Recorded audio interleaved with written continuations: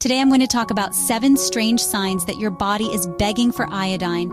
And the last one, number 7, is going to be the most important and the most interesting. The iodine in our soils has been depleted over the years. If iodine is not in the soil, it's not going to end up in the grass. If it's not in the grass, it's not going to be in the animal. And if it's not in the animal, that's going to create a deficiency in you. Back in the 40s, there was a huge problem with goiters where you have this enlarged thyroid, and that was an iodine deficiency in certain parts of the country.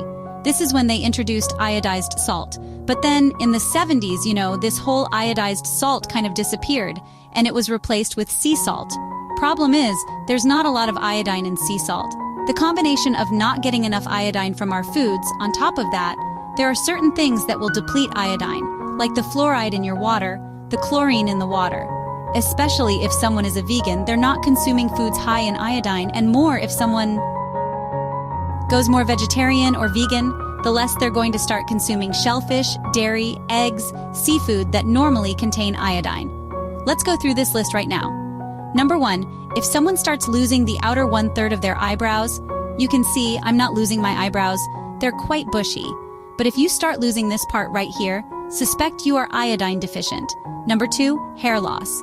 Iodine is crucial in making sure you have enough thyroid hormones that support your hair, and one of the biggest symptoms of a low thyroid situation is hair loss. Number 3, hoarseness, almost like there's a lump in your throat. And that is because the thyroid is enlarging because it's trying to reach out and grab onto some iodine.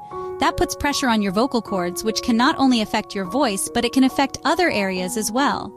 Number 4 is an enlarged tongue. Your tongue starts to get bigger, and the way that you're going to know that it's enlarged is you're going to look on the part of the tongue and you'll see these little indentations. Suspect you are deficient in iodine. Number 5, unexplained weight gain. For no reason, you're just gaining more weight. You're not doing anything out of the usual, you just find your metabolism is super slow. Suspect an iodine deficiency because the iodine is not supporting the master metabolism gland in the body called the thyroid gland. You're going to notice that you're going to gain weight all over equally, not necessarily in one place. Number 6, your estrogen is going to go up. That can show up as a heavy period or heavy cramping or headaches. That time of the month, even weight gain in your hips. But then, on the flip side, you might find that your testosterone is low, not just in men, but in women as well.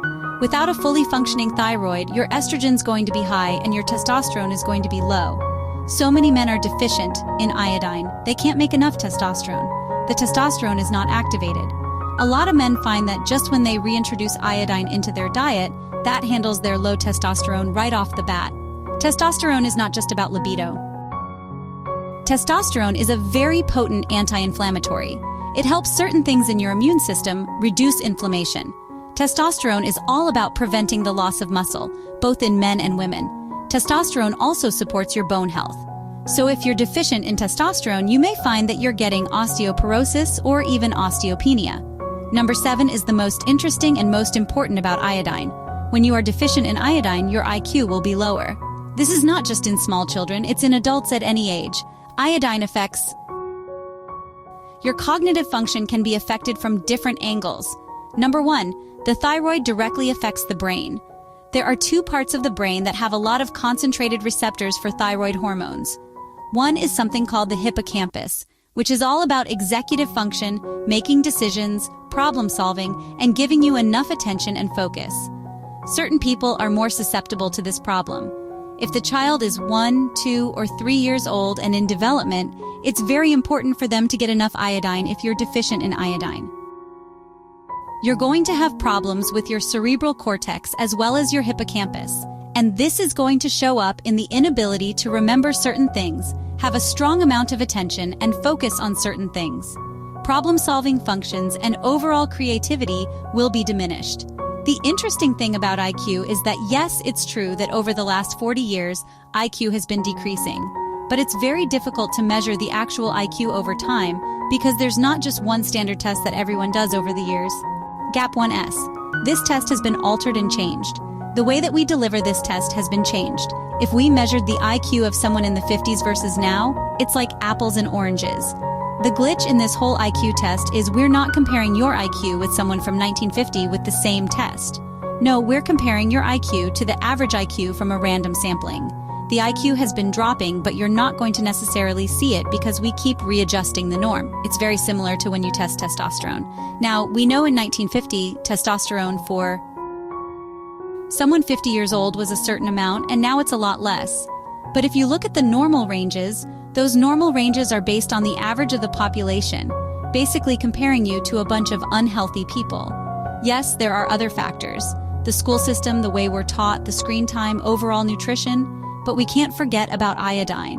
And just some random assessments looking at urine iodine levels from 1990 to present time, we're at a 50% less iodine level. The most important thing about iodine is to provide the thyroid enough of its trace minerals for these thyroid hormones to work. Thyroid hormones go into every part of the body. They affect both the ovaries and the testicles. They help regulate or modulate or control estrogen dominance. Thyroid hormones directly help cognitive function as well as your mood. People with a low thyroid are usually depressed, and if we're just talking about low thyroid, we're describing a hypothyroid condition. And by the way, hypothyroidism is one of the most common health problems worldwide.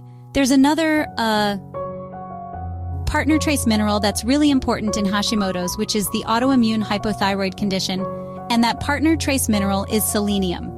Instead of waiting till you get one of these symptoms, I suggest you just prevent an iodine deficiency by starting to consume foods in your diet that have enough iodine.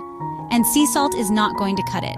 Here are the foods that are high in iodine: seaweed, shellfish, and fish from the ocean.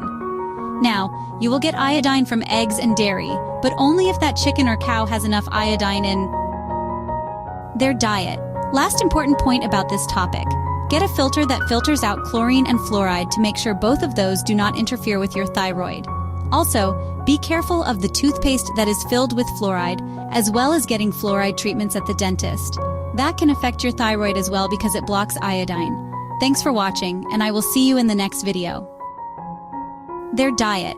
Last important point about this topic: get a filter that filters out chlorine and fluoride to make sure both of those do not interfere with your thyroid. Also, be careful of the toothpaste that is filled with fluoride, as well as getting fluoride treatments at the dentist. That can affect your thyroid as well because it blocks iodine. Thanks for watching, and I will see you in the next video.